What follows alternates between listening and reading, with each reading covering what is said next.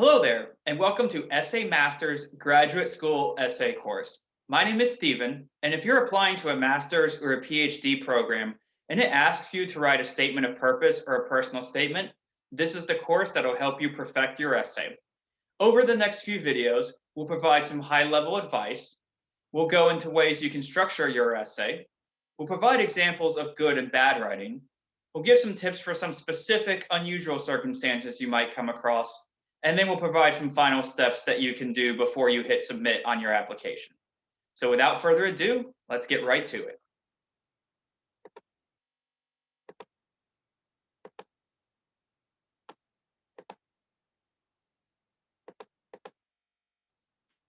So once again, the purpose of this course is to help you craft the strongest graduate school essay possible so that you can maximize your chances of getting into your top choice for graduate school.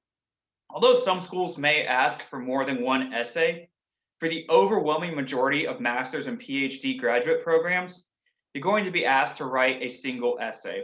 And in this course, we're going to show you how to write that essay so that you can demonstrate your qualifications and preparation for graduate school.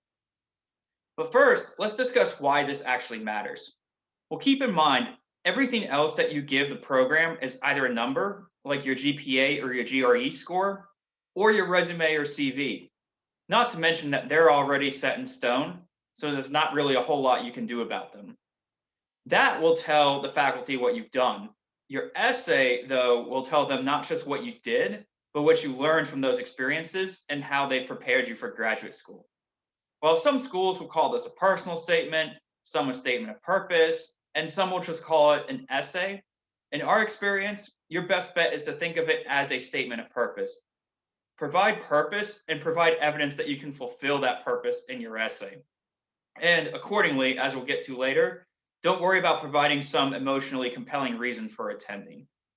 Ultimately, at the end of the day, your essay is how you distinguish yourself for future success at the program in question.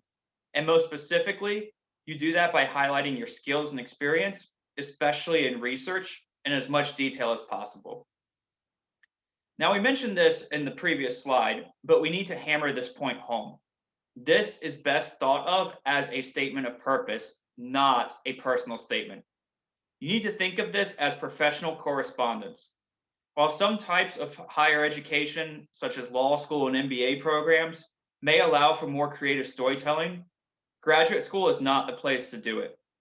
The faculty of the program you're applying to don't really care much about the origins of your interest in public policy or neuroscience. They only care that you have a clear readiness for their program and you very much understand what you will use grad school for. After all, grad school is not for the faint of heart, and passion is not enough. You need to showcase professional readiness and purpose. And when you're writing anything that's going to be read by someone else, the first question you need to ask yourself is, what are the reader's expectations? And in the case for your graduate school application, it's going to be read by faculty members of the department or program to which you are applying to. This is very critical to understand. You are not so much applying to a university as you are to a department or even a professor. In other words, for example, it's best not to think of yourself as applying to, say, Boston College, but the history department at Boston College, or even better, Dr. Jones or Dr. Anderson or Dr. whoever at the history department at Boston College. In a perfect world, your research goals and interests would align with the expertise of at least one faculty member in the department. As such, never lose sight of the fact that this one faculty member or department is most interested not in who you are, but your qualifications.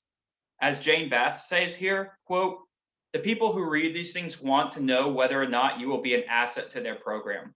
You have to prove that you have the potential to eventually publish, teach, and make presentations. You have to present yourself both as professional and as someone who is able to be taught. If you can write to your particular audience, you'll be well on your way to increasing your odds of acceptance." Once you've internalized all of that, try and keep in mind our 5 laws of graduate school application essays. 1, know your why. Love for a subject, it's not enough. Graduate school can be extraordinarily daunting and stressful. And if you're trying to go into academia, the job market can be even more daunting and stressful. Have a clear understanding of your why and be able to show your commitment to it in your writing, because your love for a subject is going to wane under the extraordinary circumstances of graduate school. Two, make sure you are specific, articulate, and professional. This is not the place to get creative or colorful in your writing. Be focused, be crisp, and get to the point. Law three, be meticulous. In some forms of writing, you can get away with writing without an outline. With graduate school, however, because you need to be well organized and detailed, we would consider it essential for you to be careful, organized, and prepared before you type out your first word, let alone your first draft. And speaking of, four, love your first draft, hate your second draft. Writer's blocks on first drafts, even after you've organized everything, often comes from a sense of perfectionism. And choosing to love what you write no matter what will allow you to get the words on the page. You'll still want to know what you want to say beforehand, but on your first draft, don't stress too much over the use of particular adjectives or verbs or phrases. However, once that's done, on ensuing drafts, as Stephen King would say, it's time to quote, kill your little darlings. Be ruthless with your edits, your critiques, and your choice of words. You can't edit a blank page, but you should never show mercy to a full page. And law five, respect the power of organization. You need to be organized in your thoughts, in your essay structure, and in your plan for writing this. If you show a lack of organization in your statement, you're going to have a really hard time convincing the faculty you're applying to that you'll be organized in graduate school. So now that we've gone over some of our high-level advice, in the next video, we'll discuss how you can actually prepare your statement in a little bit further detail.